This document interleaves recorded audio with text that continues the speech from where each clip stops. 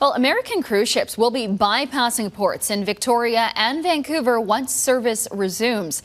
Tyler Orton with Business in Vancouver is joining us now with more on these developments. And Tyler, is this expected to be temporary during the pandemic, or could this extend longer? Well, that's the question, because as it stands now, the legislation approved by the U.S. Senate, it is temporary. But on the Canadian side of things, there are a lot of concerns that this could extend to a permanent basis.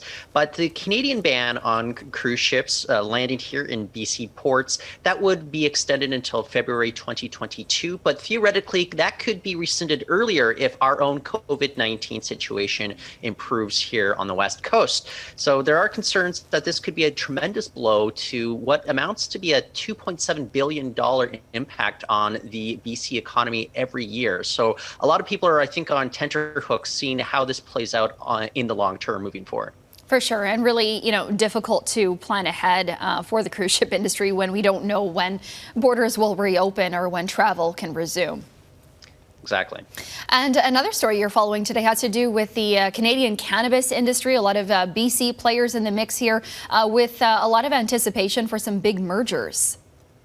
Yeah, we are finding out that Canadian cannabis giant HEXO is acquiring rival 48 North in an all-stock deal worth $50 million. Now, HEXO just acquired Vancouver-based Zenabis in a $235 million deal back in February. And Tilray, which is based in Nanaimo, it just closed a merger deal with Aphria. So a lot of West Coast players being swallowed up in this sea of consolidation.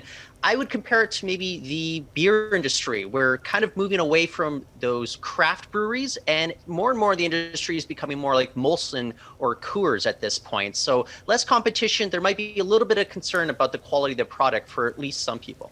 Got it. All right. Tyler Orton with Business in Vancouver on this Tuesday morning. Tyler, thanks so much.